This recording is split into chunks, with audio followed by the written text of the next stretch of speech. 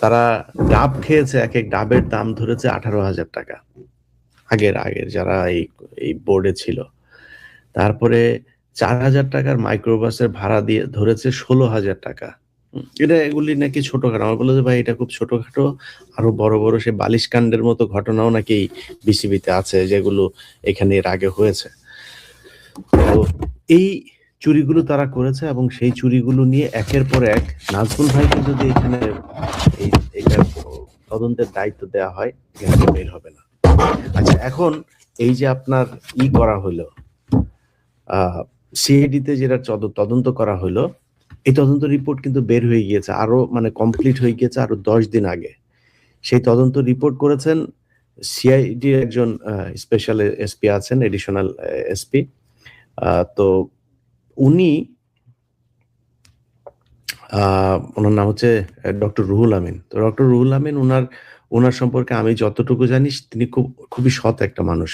খুবই, মানে তিনার পুলিশ ডিপার্টমেন্টে তার প্রচন্ড সুনাম আছেন এবং এই সাস্টামো চুরি বাটপারি এগুলো তিনি, আমি যতটুকু তার ব্যাপারে জেনেছি, আমি একদম 100% বলতে পারবো না, বাট আমার জানা মতে তিনি খুব ভালো মানুষ। এই ডক্টর রুহুল আমিন ভাই আপনার, উনি এই তদন্তটা করেছেন। উনি কিন্তু এই তদন্ত রিপোর্ট জমা দিয়ে দিয়েছেন।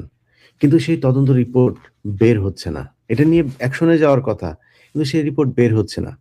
অর্থাৎ হইতে পারে সিআইডির উপর লেভেল অথবা সরকারের উপর লেভেল। আবার ওই যে একটু আগে বললাম না যে বিএনপির একজন ক্রীড়ামন্ত্রী হবেন। তিনি নাকি ব্যাপক থ্রেট করছেন যে তোদের দেখে নেব, এই করলে কি বলে ওই যে নির্বাচন হইলেই নাকি সে সবকটারে পিছনে নাকি দিয়ে তারপরে বার করে দিবে। এরকম কথাবার্তাও প্রকাশ্যেই তারা বলে বেড়াচ্ছেন। তো নাজমুল হোসেন ভাই এখন ওই কমিটিটা যেহেতু তিনি কনভেনার ছিলেন, তিনি এটার মূল, ওনাদের দৃষ্টিতে আর কি ইনার মূল হোতা হচ্ছেন কি নাজমুল হোসেন ভাই। আর সিআইডির ডক্টর রুহুল আমিন ভাই, উনিও এটার করে দিয়েছেন। তো উনিও হয়তো একটা বিরাট ভাজন হইতে পারে ভবিষ্যতে।